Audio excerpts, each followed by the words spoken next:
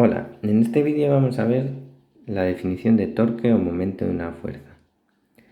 El torque es algo que tiene que ver con los giros, es algo que hace girar los objetos en torno a un eje. Imaginad que tenéis una puerta que gira en torno a un eje, la miráis desde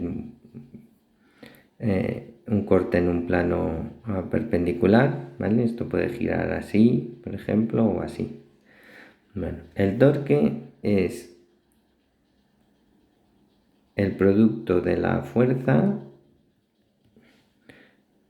por la distancia al eje de giro en este plano perpendicular y por el ángulo que forma esta dirección. Este es el punto de aplicación de la fuerza, este ángulo. Voy a pintar la fuerza en un ángulo para que veáis a cuál me refiero. Esta es la distancia del eje al punto de aplicación, es este ángulo alfa o este beta, da igual. ¿Por qué da igual? Ahora lo veremos. La definición de torque es el valor, el módulo de la fuerza por la distancia al eje de giro por el seno de este ángulo. ¿Vale? En principio es el seno del ángulo desde el radio, desde la dirección esta hasta la fuerza. Pero da igual porque el seno de este ángulo y el seno de beta son iguales. Seno de beta es igual al seno de alfa cuando beta es el suplementario, 180 o pi menos alfa, ¿vale? Eso vais al círculo unidad.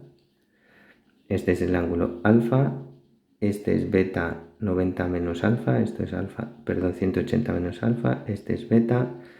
Como veis, el seno de beta es el seno de alfa. Así que da igual si contáis este ángulo o este. Vale, bueno, pues esta es la definición y si veis a f seno de alfa es justo este trozo de aquí, o sea que es la componente perpendicular, ¿vale? Es como la componente perpendicular por la distancia, ¿eh? Esta es la componente perpendicular, f perpendicular.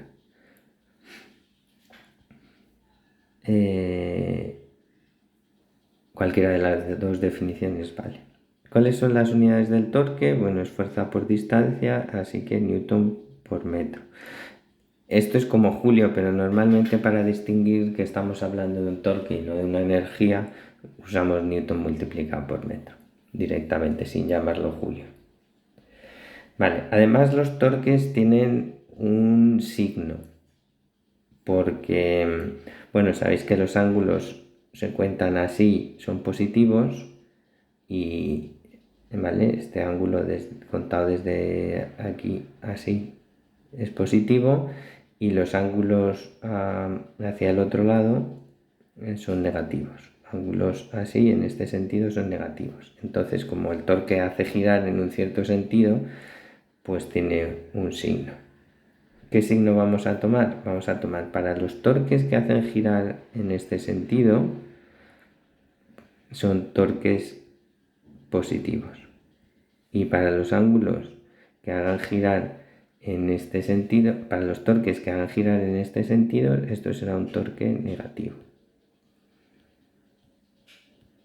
Así que aquí en la definición de torque habrá que poner más o menos según convenga F por R seno de alfa. ¿Vale? Y este más, esto corresponde al más y esta situación corresponde al menos. Eso va a valer para cuando haya más de un torque, para saber calcular el torque total, ¿vale? Porque el torque total es lo que hace girar o no girar, ¿vale? En realidad el torque lo que produce es una aceleración angular, pero no vamos a hablar de aceleración angular, vamos a ver solo la situación de equilibrio, lo más sencillo. El equilibrio de un objeto, sabéis que para que un objeto no se mueva o se mueva a velocidad constante sin aceleración, la suma de las fuerzas tiene que ser igual a 0, ¿vale? Si hay varias fuerzas, F1 más F2 como vector, más F3, etcétera, como vector tiene que ser igual a 0. Eso es condición que asegura que la velocidad es constante, la aceleración es 0.